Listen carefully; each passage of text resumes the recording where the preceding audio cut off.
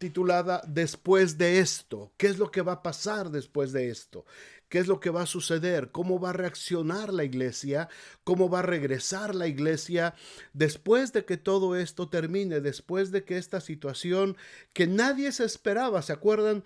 Al empezar el año 2020 todos estábamos felices celebrando el año nuevo, nadie se esperaba lo que venía y así es la vida nos sorprende y la vida trae momentos muy alegres y trae momentos difíciles y trae momentos de tribulación y trae momentos de dolor y de profundo dolor muchas veces también. Así es que la vida, hermanos, no la tenemos comprada y como un cuñado mío dice, lo único que seguro que tenemos todos es la muerte. Y Dios ha provisto para nosotros aún para la muerte. Dios ha provisto vida eterna, Dios ha provisto para nosotros que podamos tener una bendición de ser herederos de la vida eterna.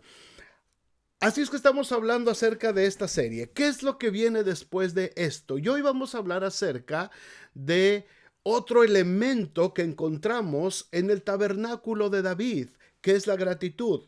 Hechos 15:16 dice: después de esto, es el apóstol Jacobo que está haciendo referencia a una profecía de Amós en medio del concilio de Jerusalén. Después de esto volveré y reedificaré el tabernáculo de David que está caído y repararé sus ruinas y lo volveré a levantar, para que el resto de los hombres busque al Señor y todos los gentiles sobre los cuales es invocado mi nombre, dice el Señor, que hace conocer todo esto desde tiempos antiguos. Como les digo, hermanos, estamos en medio de un mes y de unos meses muy difíciles. No sabemos todavía cuánto tiempo se va a extender todo esto, cuánto tiempo va a pasar para que en el mundo se pueda decir finalmente salimos de esta situación. Es una situación que nos ha tocado vivir como generación, que no se había vivido antes en esta generación, algo que quizás nunca imaginamos que nos tocaría ver o que nos tocaría vivir, pero aquí estamos.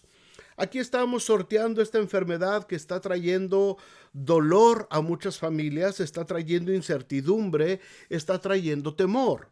Ahora, hablando de temor, hermanos, una pregunta que he escuchado mucho, que me la han hecho y que la he visto muy reflejada en las redes sociales: ¿los cristianos tenemos derecho a sentir miedo, a sentir temor ante esta situación que está pasando en el mundo? Como cristianos nosotros podemos decir el derecho o podemos decir que tenemos la libertad de sentir miedo por lo que está pasando, hermanos. Por supuesto que sí, por supuesto que sí. Somos cristianos, somos humanos y la carne nuestra también está susceptible de sentir miedo, de sentir temor. El hecho de que tengamos esperanza en el Señor y que sepamos que Él estará con nosotros en todo momento, no nos quita esa parte de nuestra humanidad de sentir temor. Pero recordemos, hermanos, que el temor o la sensación de miedo nos las dio el Señor como una señal de alerta. Algunos se acordarán de una serie de mensajes que les di hace varios años acerca de las emociones y hablamos acerca del miedo como una emoción. Dios puso en nosotros esa sensación de miedo. ¿Por qué? Porque era para hacernos sentir una señal de alerta, para ponernos en alarma, no como un estado permanente de vida. Espero que me entiendan esto, hermanos.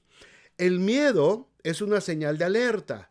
No es de ninguna manera un estado permanente de vida. Hay mucha diferencia. El temor me hace tomar precauciones, despierta mis sentidos de alerta ante un peligro y una vez que el peligro ha pasado, esa alerta se tiene que desactivar, porque de otro modo se quedaría como un estado permanente de vida que derivaría en problemas ya de conducta como ansiedad, pánico, inseguridad. Eso ya por supuesto no es de Dios, hermanos.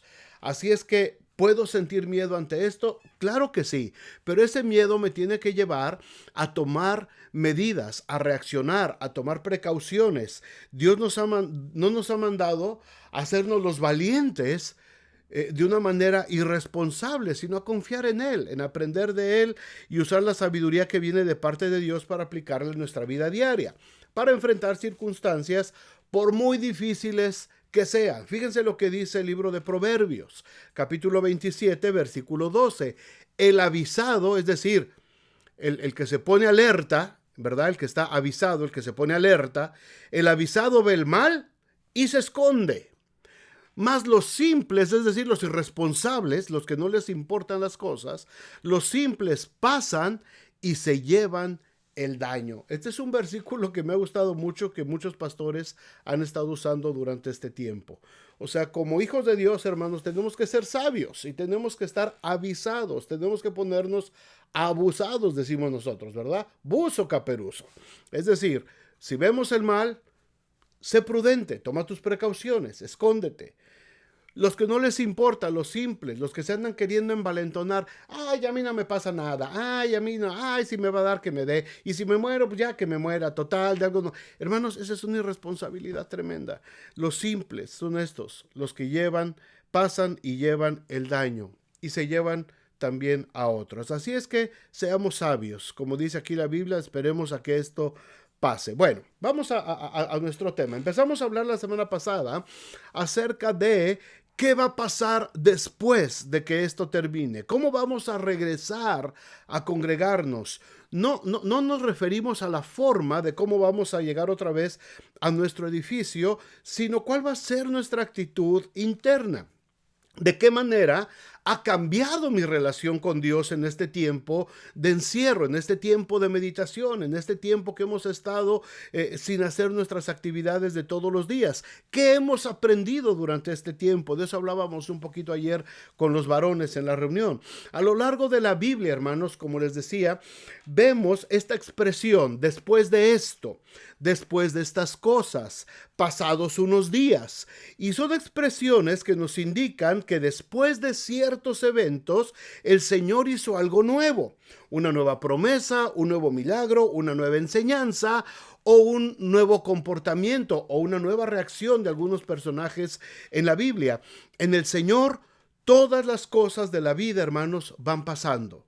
Todo va pasando y siempre después de un evento, después de una crisis, después de un tiempo de tribulación o dolor o de gozo también, aparece una nueva historia de esperanza, de victoria, de fe. Hace 8 días hablamos acerca de Abraham y de Josué, de cómo se aplicó esta frase de enlace después de estas cosas, y vimos algunas áreas de la vida de ellos. Déjenme darles 2 ejemplos ahora, antes de hablar de gratitud, solamente para que nos quede un poco claro esto. 2 ejemplos de un mismo personaje. Estoy hablando del rey Josafat, allá en el primer libro de Crónicas, en el segundo libro de Crónicas. Vamos a ver en este capítulo 20 de segundo de Crónicas, 2 situaciones que pasaron, 2 ejemplos que nos ayudan a ver esta situación en la Biblia con el rey Josafat, un descendiente, por supuesto, de David. Dice el versículo 1 del capítulo 20 de segundo de Crónicas: pasadas estas cosas, aconteció que los hijos de Moab y de Amón, y con ellos otros de los amonitas, vinieron contra Josafat a la guerra. Ok, después de estas cosas, ahí está otra vez la expresión, después de qué cosas. Cuando ves esta expresión en la Biblia, tienes que irte por lo menos un capítulo o 2 capítulos atrás para saber a qué cosa se refiere. Los capítulos anteriores nos habla de que Josafat había estado en guerra, había librado ciertas guerras siendo él el rey de Judá. Acuérdense que el reino se había dividido en el sur y en el norte, y estaba el reino del sur era Judá, que era donde estaba el remanente fiel, donde Dios se seguía manifestando. Israel estaba en la parte norte, se habían separado los reinos. Josafat es el rey de Judá. Josafat había enfrentado algunas batallas, había salido vencedor en las batallas, y el capítulo anterior inmediato, el 19, nos habla acerca de que Josafat hizo que se establecieran jueces y sacerdotes por todas las regiones de Judá para que le enseñaran al pueblo a confiar en el Señor, para que le enseñaran al pueblo a obedecer al Señor y para que todo el pueblo de Judá buscara al Señor de todo su corazón. ¡Qué padre! ¡Qué hermoso! ¿Verdad? Algo bueno hizo Josafat. Había puesto jueces, había puesto sacerdotes, había levantado nuevamente el servicio al Señor, había levantado nuevamente la adoración a Dios, había establecido nuevamente que la palabra de Dios se tenía que buscar y se tenía que obedecer por todo el reino de Judá. Algo precioso, algo bueno. Termina así el capítulo 19 y el capítulo 20 empieza pasadas estas cosas, es decir, y aquí es donde quiero que entendamos este ejemplo. Después de un tiempo de bendición, después de un tiempo de alegría, de un tiempo de búsqueda de Dios, era un tiempo de avivamiento espiritual. Pero ese tiempo de avivamiento espiritual le siguió un tiempo de guerra nuevamente. Dice que pasadas estas cosas vinieron los hijos de Moab, de Amón y con ellos otros de los amonitas y vinieron contra Josafat a la guerra.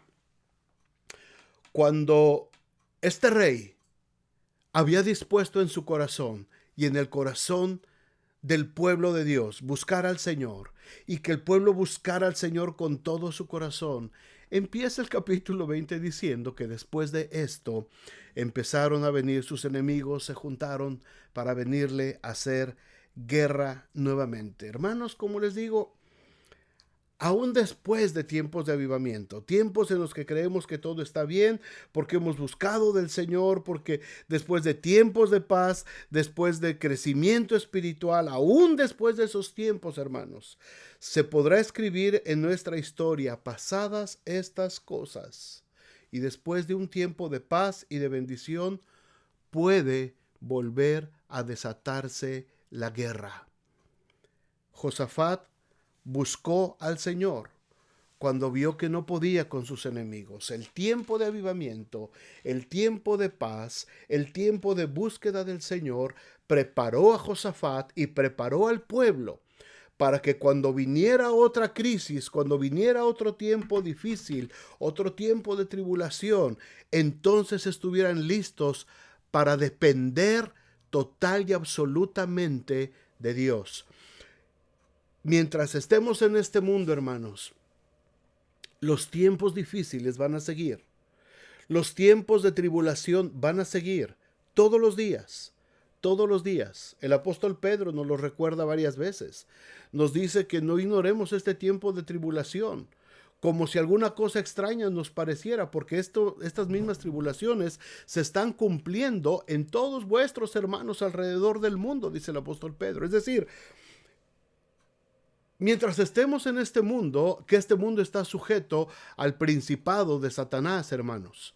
Mientras vivamos en este mundo y el reino de Dios no se instaure en este mundo, el reino milenial del Señor no se instaure, nosotros estamos expuestos a estar viviendo situaciones como la que estamos pasando en este tiempo alrededor del mundo. La diferencia es cómo la vamos a enfrentar como cristianos.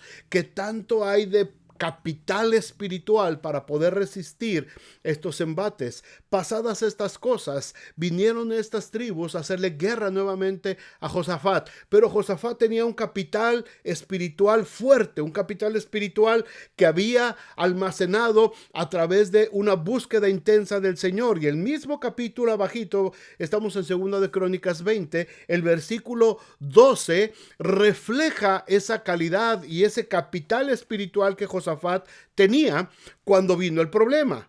Oh Dios nuestro, dice él, ¿no los juzgarás tú?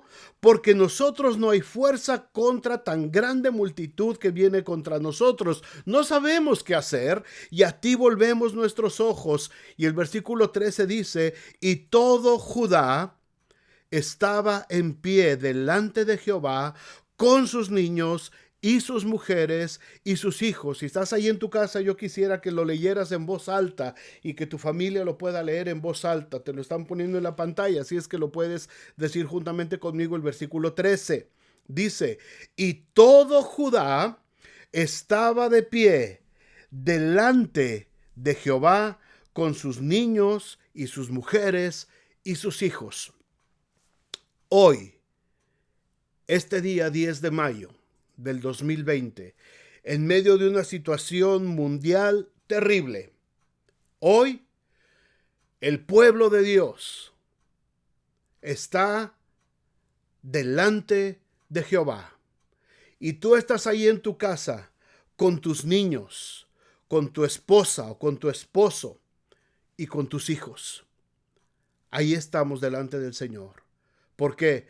Porque hemos buscado al Señor. Y si estamos conectados ahorita, las personas que están en este momento conectadas a este video y los miles de personas conectados a los videos de cientos de iglesias alrededor del mundo, es porque hubo un capital espiritual que estamos tratando de explotar en este momento. Lo que Dios ha sembrado, lo que Dios ha puesto en nuestro corazón, lo que Dios ha derramado en ese avivamiento espiritual, ahorita es cuando lo estamos usando, hermanos. Estamos usando nuestros ahorros espirituales, estamos ahorrando lo que Dios permitió que invirtiéramos en Él. En este momento lo estamos usando.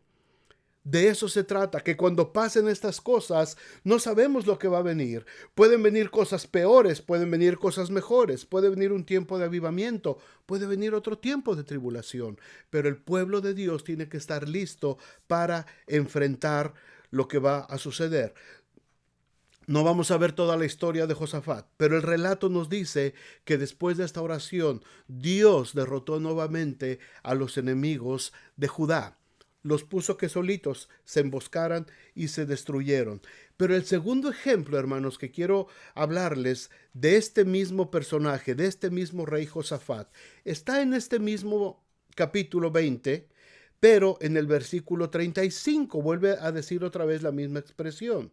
Fíjense lo que dice 2 de Crónicas 20:35. Pasadas estas cosas. Nuevamente encontramos la misma expresión. Pero ahora fíjense lo que dice. Josafat, rey de Judá, trabó amistad con Ocosías, rey de Israel, el cual era dado a la impiedad. Unos versículos arriba, Josafat clamó a Dios y fue librado de sus enemigos. Pero pasadas estas cosas, resulta que en vez de consultar al Señor nuevamente, se hizo amigo de un rey malvado que no le importaba a Dios, que no tenía capital espiritual y que solamente era dado, dice aquí, a la impiedad. La historia la pueden leer ustedes después. Quiso hacer negocio con Ocosías y quisieron construir una flota de barcos. Pero Dios mandó un profeta y le dijo: no, Josafat, así no son las cosas. Así no es. No es cuando tú quieras solamente que me vas a buscar. No es solamente cuando tú quieras clamar a mí que yo te ayude. Tienes que mantener un estilo de vida constante delante de mi presencia. Y cuando construyeron sus barcos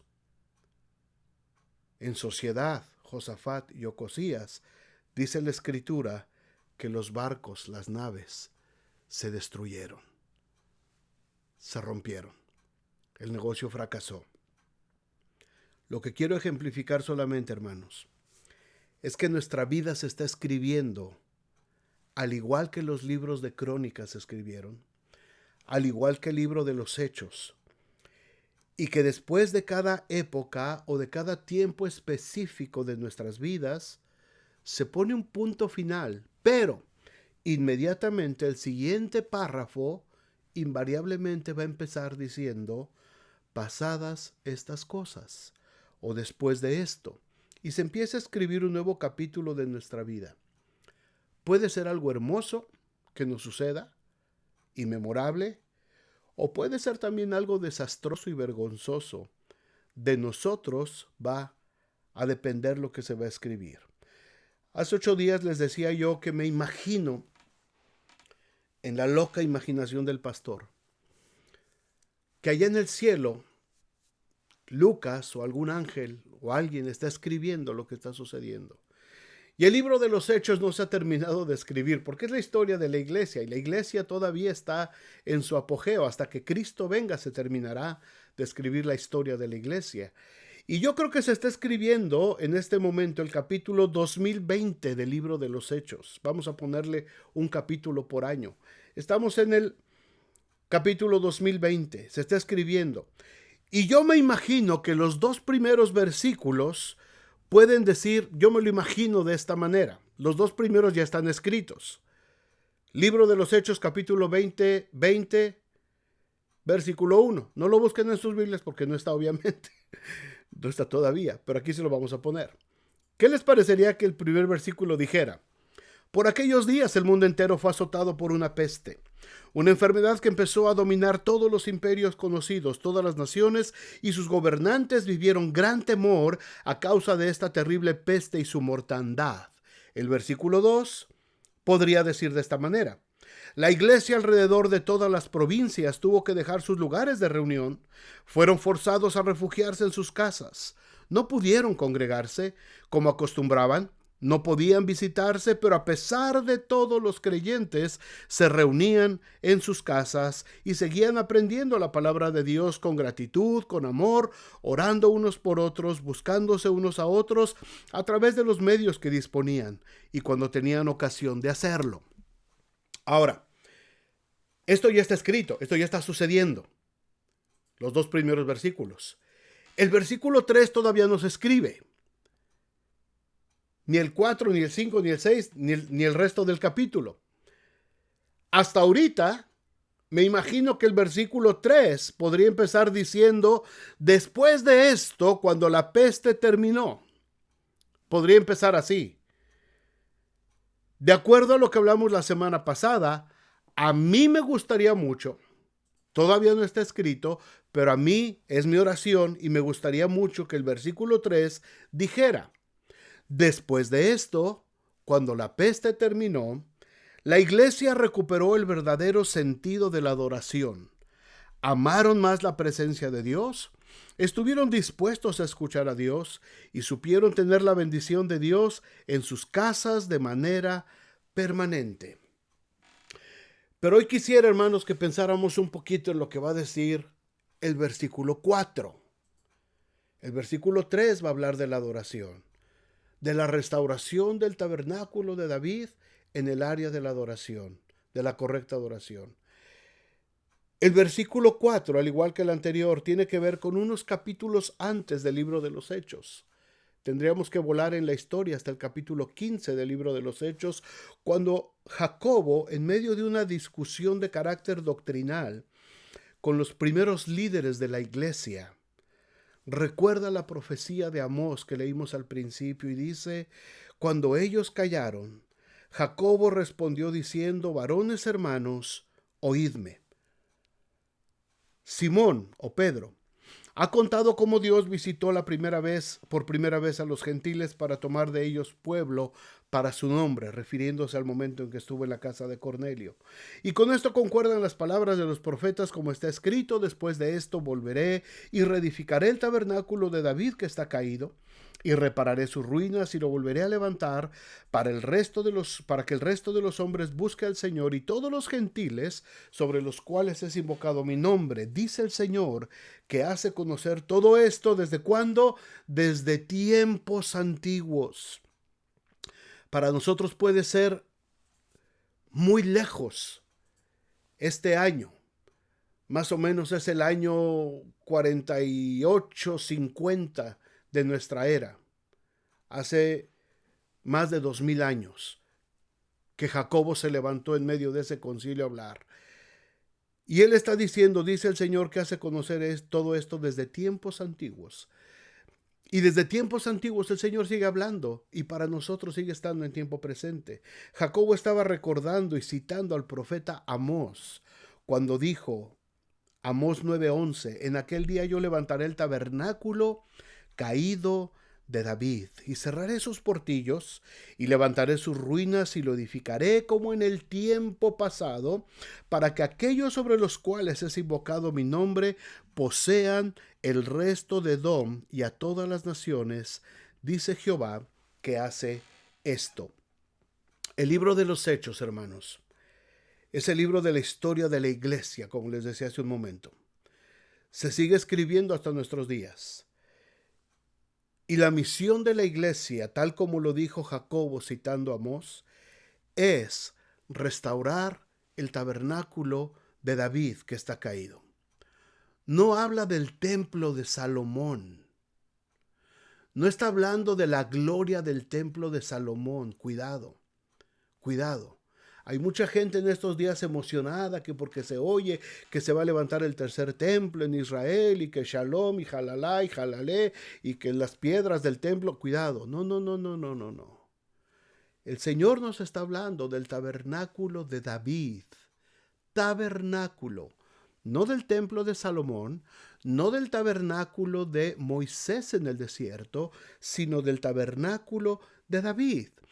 La tienda sencilla que David levantó para traer el arca del testimonio y que habitara de manera permanente en Israel con las bendiciones que esto conllevaba para toda la nación. Ojo, David era el hombre que la Biblia dice que era conforme al corazón de Dios. El rey al que se le prometió un descendiente que establecería un reino que sería eterno e indestructible, refiriéndose a Jesucristo. A Jesús se le conoció como el hijo de David, no como el hijo de Salomón, no como el hijo de Moisés, ni siquiera como el hijo de Abraham. Se le reconoció como el hijo de David. Y cuando en Apocalipsis se ve la revelación y cuando los ángeles están presenciando ese momento sublime, cuando el Cordero de Dios se acerca a tomar el rollo, porque dice Juan que él veía que no había nadie que fuera digno de abrir el rollo y de desatar sus sellos, dice que un ángel, un anciano, un ser celestial le dijo: he aquí la raíz de Isaí, del linaje de David. Era importante entender, y le es importante a la iglesia entender que lo que se tiene que restaurar y en lo que tenemos que meter, hermanos, toda nuestra dedicación y toda nuestra vida espiritual es en levantar el tabernáculo de David que está caído, que ha sido destruido por generaciones y que a través de la iglesia se le ha dado la misión y se le ha encomendado la santa y sagrada misión de levantar nuevamente esta relación con Dios representada en este tabernáculo. ¿Qué fue lo que hizo tan especial este tabernáculo? ¿Por qué el Señor no habló acerca del templo? ¿Por qué no habló de Moisés? ¿Por qué no habló de Abraham? ¿Por qué no habló de los patriarcas? Habló del tabernáculo de David, de esa tiendita sencilla de cortinas donde David había llevado el arca para que reposara y trajera la bendición sobre la nación de Israel.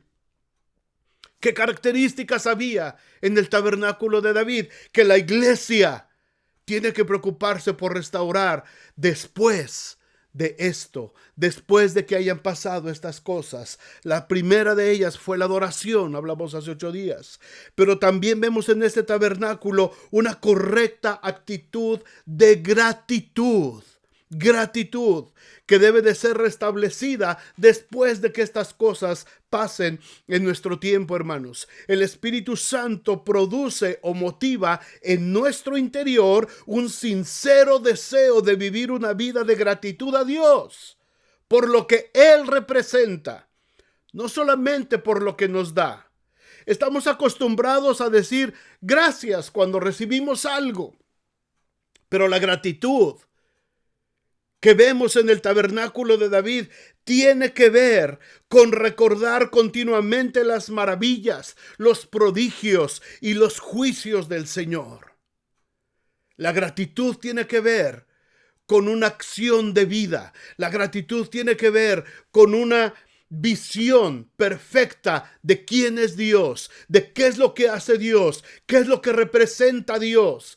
Esa es la actitud de gratitud que vemos en Abraham, la vemos en Isaac, la vemos en Jacob, los patriarcas. Antes de establecer una nación, antes de fundar una nación, estos tres patriarcas sembraron un cimiento poderoso de gratitud a Dios. Pasara lo que pasara en sus vidas, sucediera lo que sucediera en sus vidas, les hicieran lo que les hicieran en sus vidas, todo el tiempo ellos terminaban levantando un sacrificio, un holocausto de olor grato al Señor, de gratitud por lo que Dios hacía en sus vidas y por lo que Dios representaba en sus vidas. Muchas veces no tenían ningún motivo de hacer un sacrificio.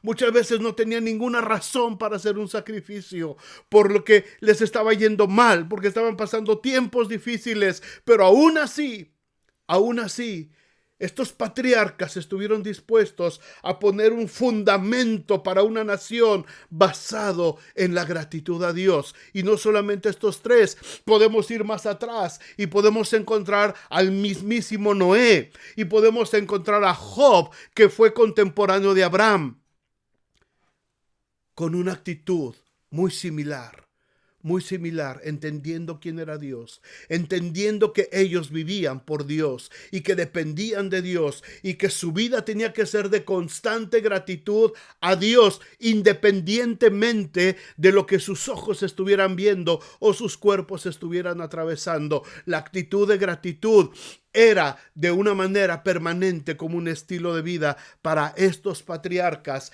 y ese fundamento quedó establecido para que esta nación pudiera seguir adelante. La gratitud, hermanos, está desde el libro de Génesis hasta el libro de Apocalipsis. Cientos de veces, cientos de mensajes con la palabra gratitud implícita, agradecimiento, gracias. Y muchas veces la palabra gratitud ni siquiera existe, ni la palabra gracias, pero en muchísimos pasajes tú respiras un ambiente de gratitud cuando se está escribiendo lo que Dios había hecho por su pueblo. Mira lo que escribe David. Después de que trajeron el arca del testimonio al tabernáculo de David, en medio de salmos, de instrumentos, danzas, sacrificios, hubo holocaustos, hubo gozo, hubo alegría desbordante cuando el arca llegó por fin al tabernáculo. Primer libro de Crónicas, capítulo 16. Ahí vamos a estar viendo un ratito más. Deja abierta tu Biblia ahí, en Primero de Crónicas 16, versículo 11, dice: buscad a Jehová y su poder, buscad su rostro continuamente, haced memoria de las maravillas que ha hecho, de sus prodigios y de los juicios de su boca. Este capítulo 16, desde el versículo 7 hasta el 36, se encuentra uno de los salmos de acción de gracias más hermosos escrito por David. Cada versículo está lleno de gratitud a Dios, pero no es la gratitud de haber recibido algo solamente, sino gratitud por los atributos de Dios, por sus maravillas, por su palabra, por sus generaciones, por su protección, por sus promesas, por su grandeza, por su gloria, por su salvación. Termina diciendo el versículo 36, bendito sea Jehová, Dios de Israel, de eternidad a eternidad. Y todo el pueblo dijo amén y alabó al Señor. La restauración del tabernáculo de David, hermanos, tiene que seguir después de esto. Tiene que ver con una actitud de gratitud a Dios, de acuerdo a esta forma bíblica, no de acuerdo al modelo del mundo egocéntrico, egoísta, que solamente dice gracias cuando recibe algo, si es que dice gracias. En base a este salmo de acción de gracias, hermanos, déjenme darle 3 características rápido de cómo debe de ser nuestra gratitud a Dios después de que todo esto haya pasado, y al final veremos cómo debería de leerse el versículo 4 del capítulo 2020 del libro de Hechos. En primer lugar, tenemos que tener gratitud a Dios en toda circunstancia.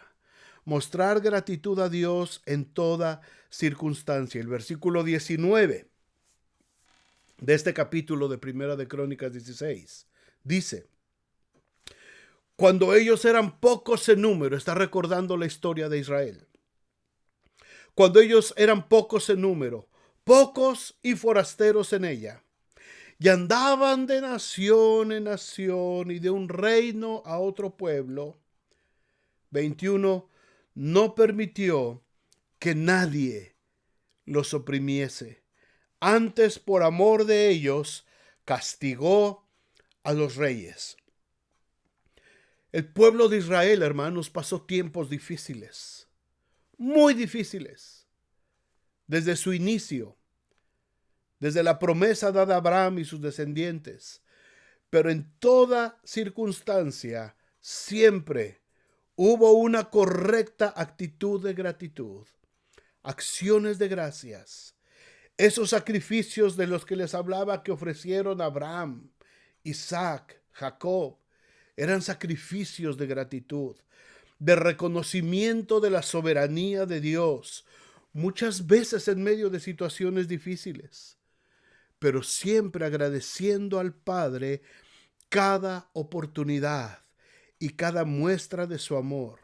Estos patriarcas, hermanos, sobre los cuales se fundó la nación, tenían un concepto de lo que era la gratitud a Dios a pesar de las circunstancias. Vayan conmigo a Efesios 5:20, vean lo que dice el apóstol Pablo. Dando siempre gracias por todo, al Dios y Padre, en el nombre de nuestro Señor Jesucristo. Dando siempre gracias, dice. Gracias, hermanos. Esto significa que tenemos que ahorita hacer una oración y darle gracias a Dios por el coronavirus. Por supuesto que no. Por supuesto que no. No quiere decir eso, como mucha gente religiosa lo está haciendo.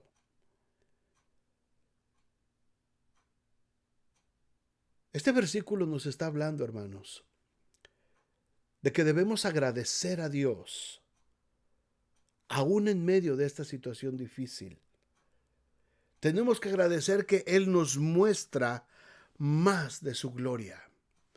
Tenemos que agradecer que Él nos hace ver sus maravillas, que Él nos libra de la enfermedad o nos lleva de la mano si vamos atravesando el valle de sombra de muerte, sin temor, porque Él está con nosotros. No se trata de agradecer a Dios por las enfermedades. No se trata que Dios, ay Señor, gracias por el cáncer. No. Entendamos lo que dice la palabra de Dios. Aún en medio de las enfermedades, a pesar de las enfermedades, en medio de cualquier circunstancia que estemos atravesando, Señor, gracias porque me fui a la quiebra. No gracias porque me fui a la quiebra. Señor, gracias porque en medio de esta situación difícil económica que estoy atravesando, puedo darte las gracias y puedo recordarte y puedo bendecirte y puedo seguir considerando que tú eres mi Dios, que eres soberano y que tú estarás conmigo todos los días hasta el fin del mundo.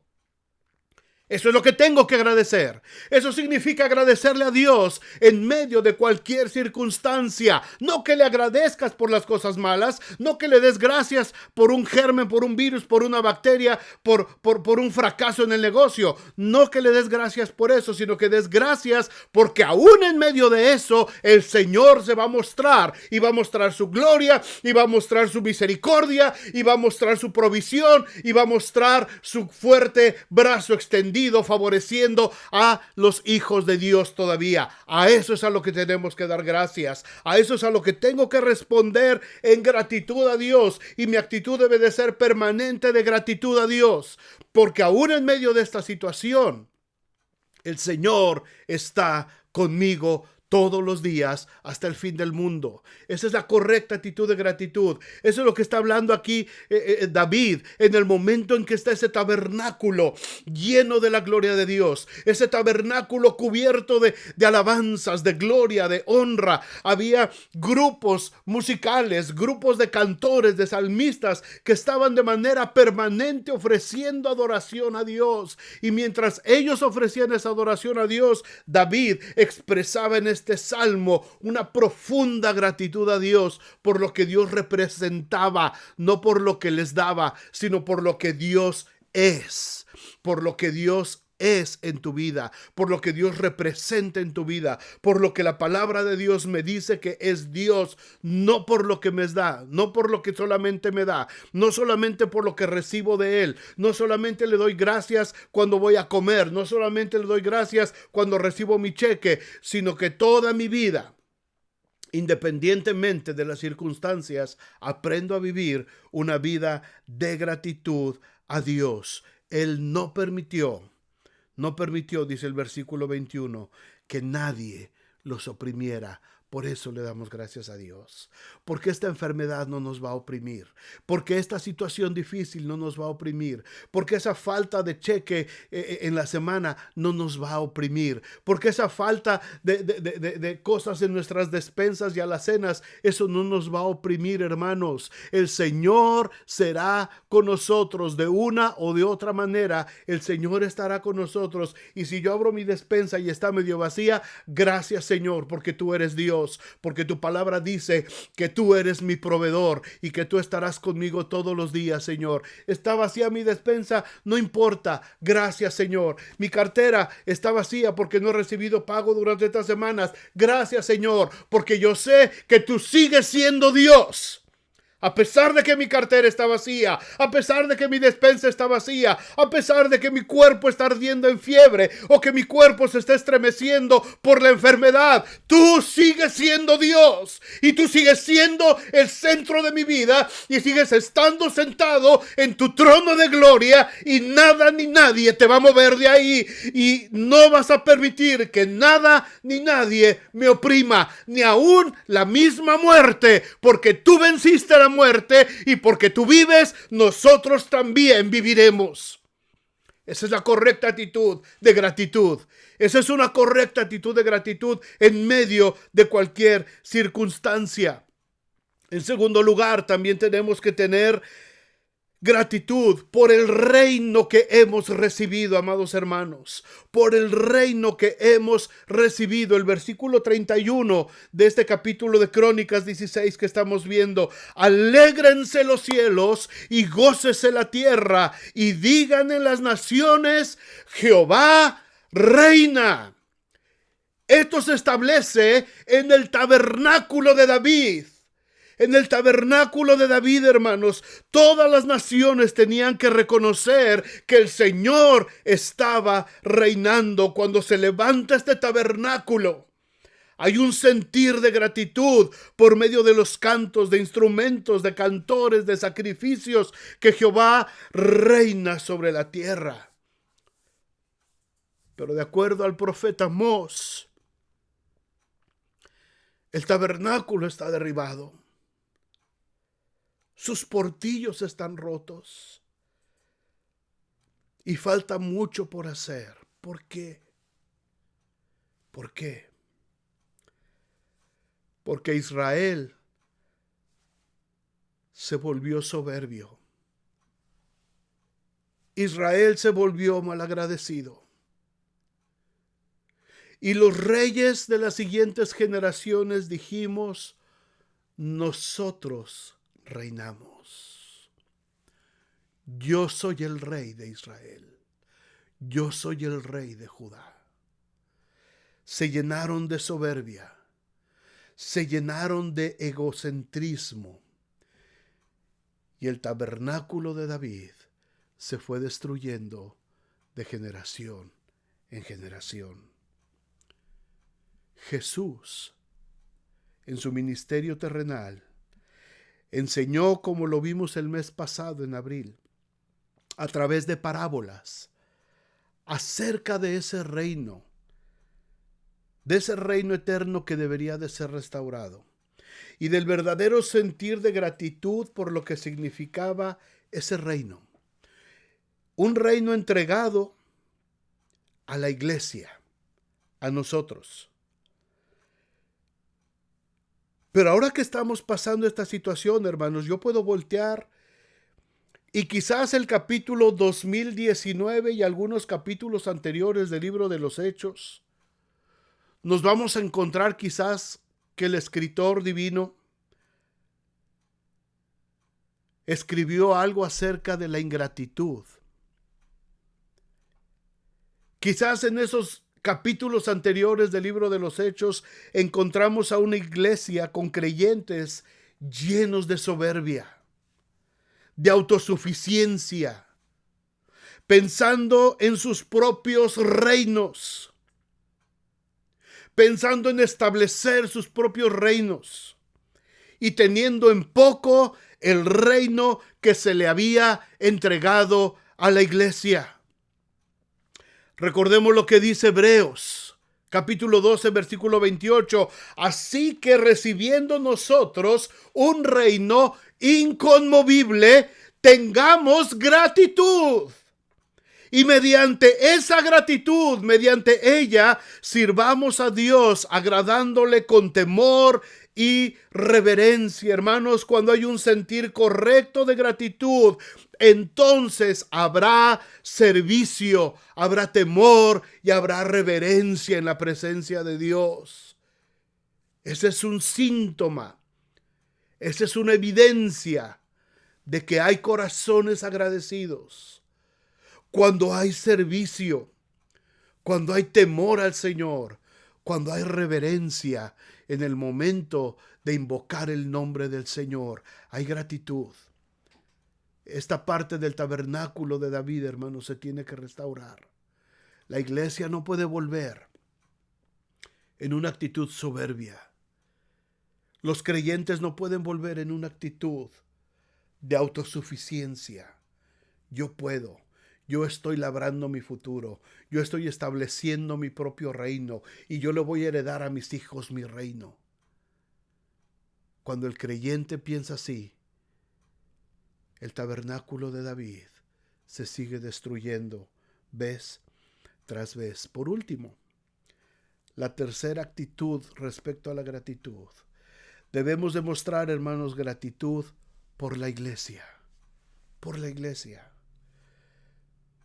El versículo 34 de Primero de Crónicas, que estamos leyendo el 16.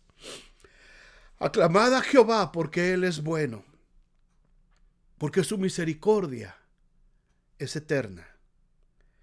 Y decid, sálvanos, oh Dios, salvación nuestra.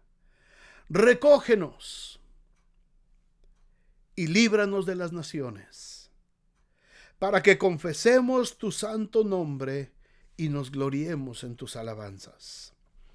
Este versículo, hermanos, describe de manera profética los 3 pasos de la redención que la iglesia ha experimentado por medio de Cristo. Dice el versículo 35, sálvanos. En primer lugar, hemos sido salvos por medio de la fe en Cristo Jesús. Este versículo 35 está reflejando, está retratando la vida de la iglesia, hermanos. Salvación. Salvación por medio de Jesucristo. Y después dice David, recógenos. Cristo ha prometido recoger a su iglesia, a los muertos en Cristo primero y después nosotros los que vivimos, dice el apóstol Pablo, seremos arrebatados en el aire y así estaremos con el Señor para siempre. David en medio de su tabernáculo decía, Señor, sálvanos. Señor, recógenos. Y por último dice, Señor, líbranos. El Señor librará a la iglesia de la muerte. El Señor librará a la iglesia del castigo eterno. El Señor va a librar a su pueblo. el Señor salva, el Señor recoge, el Señor libra. Esta es la esperanza de la iglesia. Este es el retrato profético en el tabernáculo de David respecto a la iglesia que estamos viviendo nosotros. Así es que yo debo de sentir una profunda gratitud a Dios por la iglesia donde me puedo desarrollar, donde me puedo desempeñar. Tengo que sentir gratitud por los hermanos, por las hermanas, por los niños, por la siguiente generación.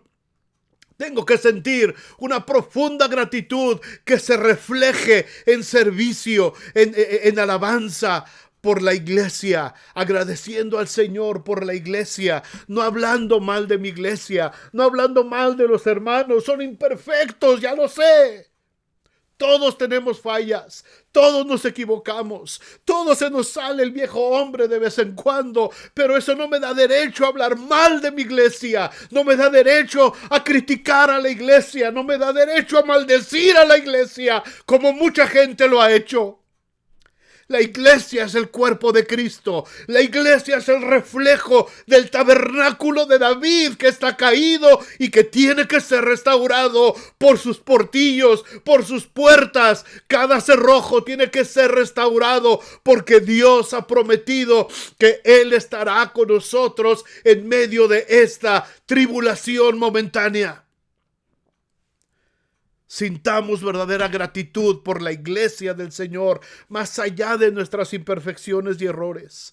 Veamos la gran bendición que se nos ha dado de ser parte de este maravilloso cuerpo de Cristo llamado su iglesia. Pablo dice en Filipenses 1, 3 y 4, doy gracias a mi Dios siempre que me acuerdo de vosotros, siempre en todas mis oraciones, rogando con gozo por todos vosotros. ¿Tú crees que las iglesias no le sacaron canas verdes a Pablo? ¿Tú crees que las iglesias no le causaron problemas a Pablo? Lee la carta a los Gálatas, lee las cartas a Corintios. ¿Tú crees que a Pablo no le era molesto muchas veces en su humanidad lidiar con problemas, con tonterías que la iglesia estaba haciendo? Por supuesto que sí. Por supuesto que sí.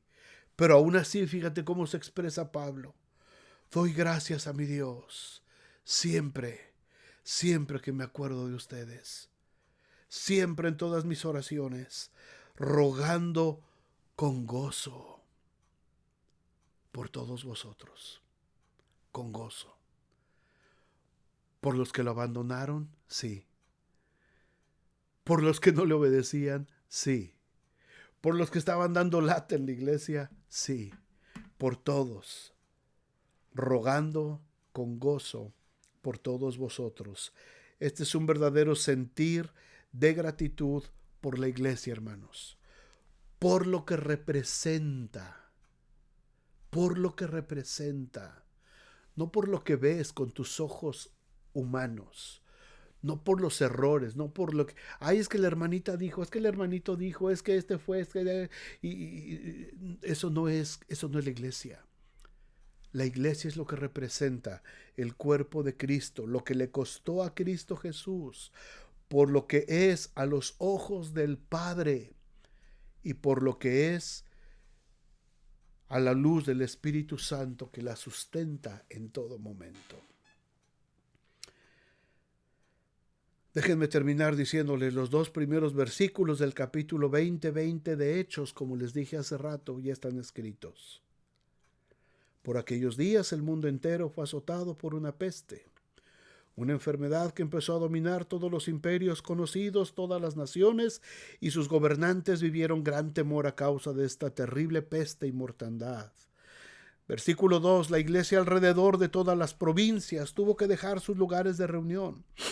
Fueron forzados a refugiarse en sus casas. No pudieron congregarse como acostumbraban, no podían visitarse, pero a pesar de todo, los creyentes se reunían en sus casas y seguían aprendiendo la palabra de Dios con gratitud, con amor, orando unos por otros, buscándose unos a otros a través de los medios que disponían y cuando tenían ocasión de hacerlo. Esos 2 versículos ya están escritos. Mi oración es que el versículo 3, como les dije hace rato, pueda decir algo así. Después de esto, cuando la peste terminó, la iglesia recuperó el verdadero sentido de la adoración. Amaron más la presencia de Dios, estuvieron dispuestos a escuchar a Dios y supieron tener la bendición de Dios en sus casas de manera permanente. De esto hablamos hace 8 días. Y el versículo 4 que me gustaría que se escribiera a partir de hoy, debería de decir más o menos así: de la misma forma, hubo acción de gracias sobre cada creyente por lo que habían vivido y la forma en que el Espíritu de Dios les guió, sabiendo que eran parte del reino inconmovible de Jesucristo, y así pudieron mostrar su gratitud hacia la iglesia que crecía y se multiplicaba en gran manera. A mí me gustaría mucho que se escribiera eso. A mí me gustaría mucho que se escribiera eso. Pero eso va a depender de cada uno de nosotros. Eso va a depender de la actitud que cada uno de nosotros pueda tener o quiera tener. Después de esto, podemos regresar y seguir como estábamos. O podremos regresar con una mentalidad diferente, con una mentalidad del tabernáculo de David, que tiene que ser restaurado. Si el Señor permite, la próxima semana quiero que veamos el versículo 5, que podría escribirse. Y será un versículo que hablará de la compasión de la iglesia después de esto. Mientras tanto, yo quiero que se queden con esto, hermanos. Necesitamos una actitud de gratitud permanente. Si somos honestos, nos hemos vuelto soberbios, nos hemos vuelto autosuficientes, nos hemos vuelto quizás egocéntricos, egoístas. Pensamos en nuestras necesidades, agradecemos solamente cuando recibimos algo, pero nos hemos olvidado de agradecer a Dios porque Él es Dios, porque Él es Señor, porque su misericordia es para siempre. Vamos a orar, hermanos. Señor, gracias. Gracias.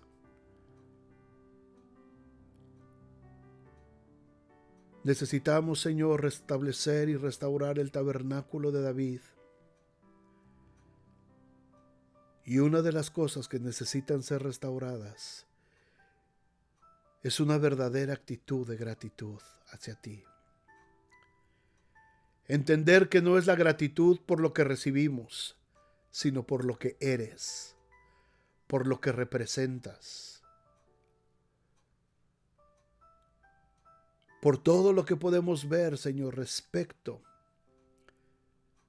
a tu majestad, a tu poder, a tu soberanía, a tu deidad, por todo lo que podemos ver, Señor, que tú has derramado a lo largo de los siglos. Una actitud de gratitud que nos lleve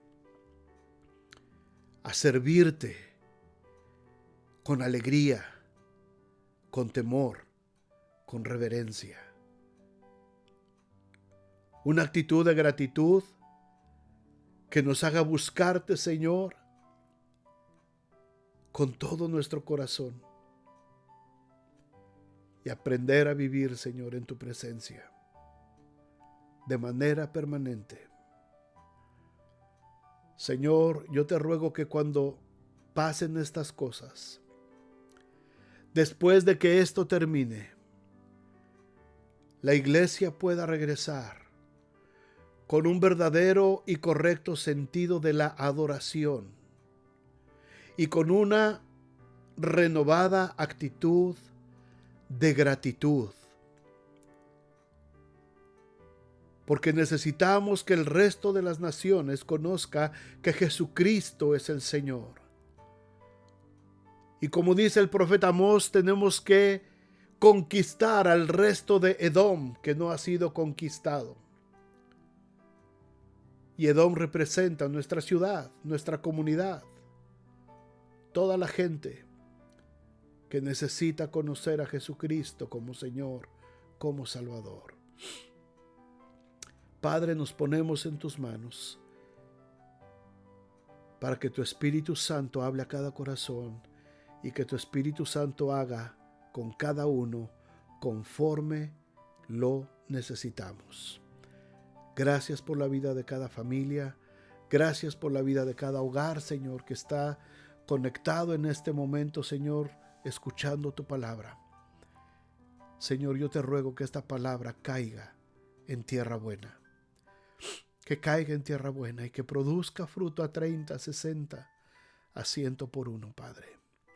Gracias, Señor. Y ahora, mis amados hermanos, que la gracia del Señor Jesucristo, el amor de Dios el Padre y la comunión con su Santo Espíritu sea con cada uno de vosotros, con vuestras familias y con todo el pueblo de Dios, ahora y siempre. Amén y amén. Que Dios